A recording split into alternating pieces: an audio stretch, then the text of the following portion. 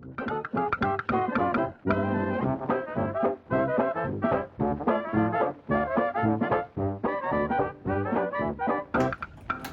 everybody, it's Lebo with Lebo's Pinball, and yeah, you guessed it, today is Flipper Rebuild Day, or day.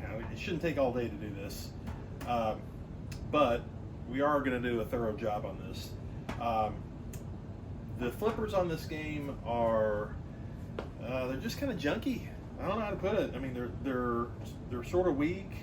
There's some floppiness going on here.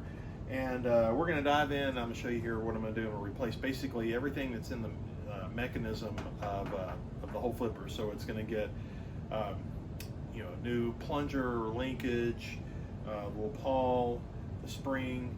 We're even going to put in new coils. Coils are, at least one of them is kind of suspect, so they're not expensive. So I went ahead and just grabbed a couple of coils. I'm going to throw those in there too. So the goal is that we'll have nice fresh coils that will hit nice and solid. We'll get them kind of clocked in here right so that it's cradling the ball just the right amount. But anyways, enough of my yapping. Let's make it happen. So before we get really any further, I want to just kind of demonstrate, at least show a few things that I've observed that's really wrong with this whole setup right now. So first off, so here's your plunger, and here's the little linkage that goes to to this whole little pawl. And notice this right here. I'm gonna see if I can show this in the camera. I'm gonna pull the spring up a little bit, but look at the relative motion between the two. That is a lot of slop. Basically, that is the result of just hundreds or really thousands of just hits. That's just normal wear. But that's definitely a sign that that's worn out. So basically, there's a little pin that goes through here, and it should just be a little hole, and it is egg-shaped or elongated to where it's now basically a slot. So that's one of the reasons why this needs to be replaced. And really, I'm feeling it a bit here on the other end here too. So definitely robbing a lot of power, a lot of slop. Another thing, the bushing here that the whole flipper pivots on. We're looking at obviously the bottom side of the whole flipper. There is some slop here too. I'm looking at the right flipper right now, and the left flipper is about the same way.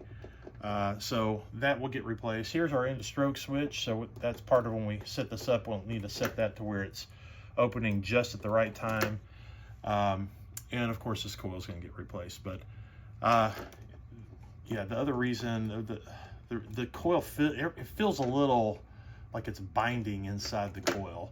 So it could be that there's something that's a little overheated and cause some issues on there. But there's also a coil stop that's on the inside of this coil, this one little bracket that's here. That's getting replaced so that when it's hitting at just the right distance, I guess, if that makes sense.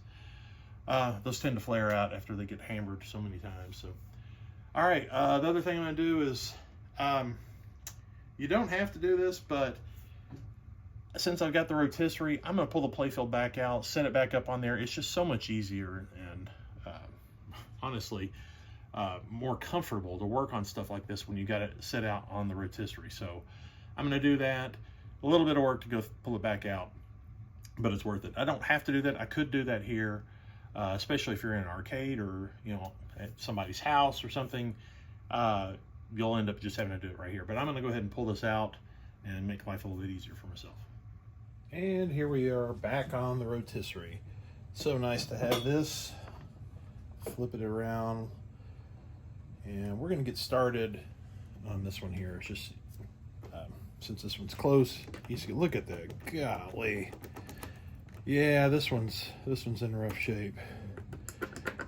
You see that other coil? That one's super loose. That's robbing power too. So, all right, let's get busy taking things apart. First thing, I'm going to take the wires off this coil, but I can note how it's all put together. You got the end of stroke switch here that basically whenever this opens up that switch, that is, let's see, you can find these two wires that are, okay, it's these two right here.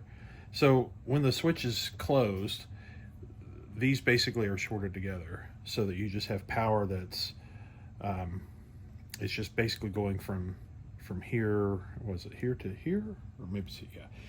You get just your just the coil that is I guess it's the 200, in this case 200, I'm sorry, 200 20 gauge wire and 300 turns, and that's going to give the hard hit. And whenever the switch opens up, which then opens up the shorting of this, you now have current that's going from here all the way to here. So yeah, basically I said it wrong. During the power stroke, it's just between these two, and during the hold, it's from these two. So these white wires here that are going down the switch, that just serves as basically, it just shorts these two, which would basically make this connection go from, instead of from here, jumps over there. So anyways, figured I'd note that. I'm gonna go ahead and take things apart.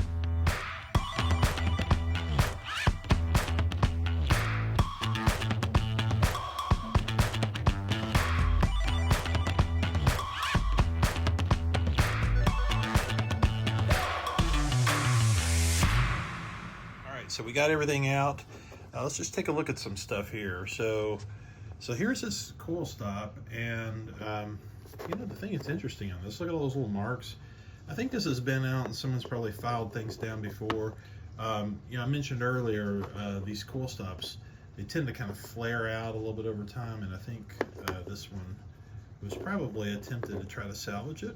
So it was probably, yeah, it was probably kind of flared in there earlier, and someone's done a little work to kind of milk that one on along a little longer, but we're replacing that with brand new. So here's a flipper. I can't remember if I mentioned this or not, but I think the rubbers on this game were already replaced. They all look really nice. Just a tiny little bit of dirt, probably just from my handprints. And this bat actually looks fine from what I can tell. It's not cracked or anything. So, you know, the plan was just to keep this. So I think we're going to do that. I went ahead and pulled the end-of-stroke switch and the coil out along with this bracket. I'm going to transfer the bracket over to the new switch. And I'll probably just cut some new wires and just solder the new switch to the new coil and not even have to fool with taking any of this apart here. Notice that this has one of the metal sleeves. I don't really know the history on these. You know, why they started out with that, but I would imagine the reason why nobody does this anymore is because metal on metal is not necessarily a great thing. And you know, now these type of, I don't know if that's nylon or, you know, this plastic sleeve that you use now, that's just the way people all do it now. It's the way it's all done. Of course, I talked about the sloppy connection here between the linkage and the plunger. That's out, and I can't remember how much I mentioned already about the bushing, but this one's getting replaced too. I didn't notice a crack on it, but this, to me, it looks like this was probably original, and it's got a bit of wear in it. So time to start putting things back.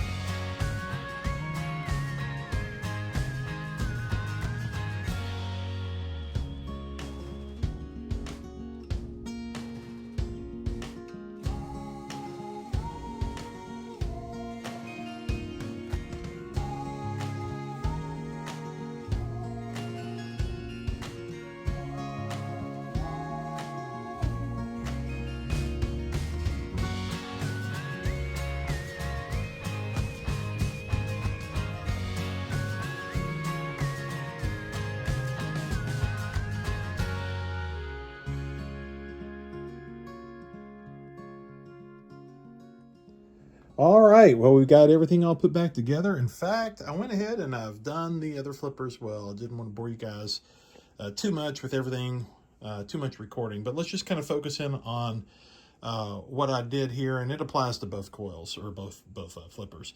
Well, the first thing I want to show is, if you notice, this coil is actually flipped around the other direction.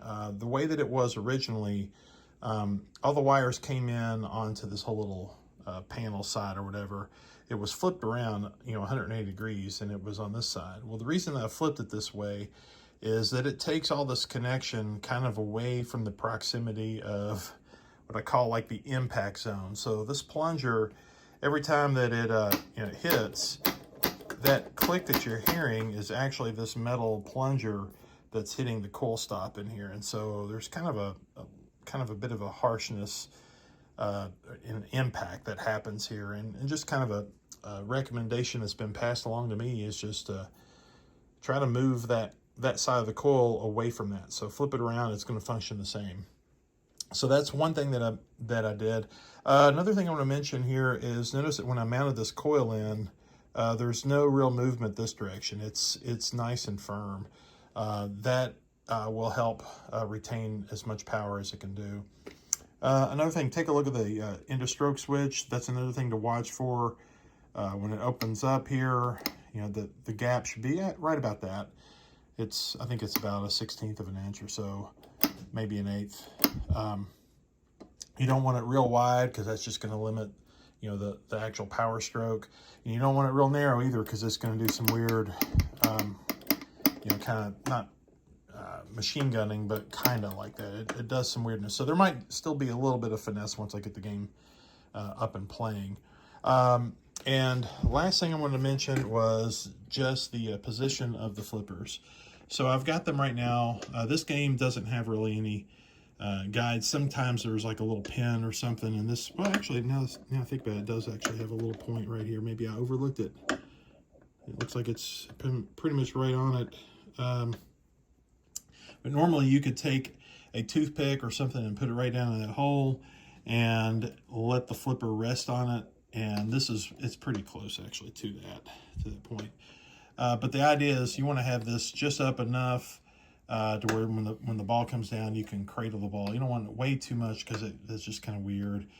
I don't know, you miss some of the angle of getting shots this way. And if you go down too low, yeah, you're going to make shots more easily that direction, but you can't really hold the ball. So, and also you want a little bit of kind of some up-down movement. That way you're not, pinching on to the bushing with the flipper. So, all right, I think it's now time to go throw this playfield back in and go see how it plays. Okay, well, instead of actually putting the playfield back into the cabinet, I've got some other stuff I'm wanting to do to the playfield while it's out. Plus, in case I've got an issue, it might be nicer to go ahead and have this back out here. So I didn't want to go put it back in completely, but I did have just enough to where I can hook it up, and let's give it a little test. So let's come down here and give it power. All right, the power is on. We'll go ahead and yep, we got power coming in here. I've got a ball actually sitting there in the trough. Let's give it a game. All right, so it has thrown the ball over here. Of course, I don't have a plunger, but I can, well, let's go ahead and throw the ball up here. I don't have the orbit, but we can still kind of play it. Hard to do it with one hand, but oh yeah, that's hitting quite nice. Oh!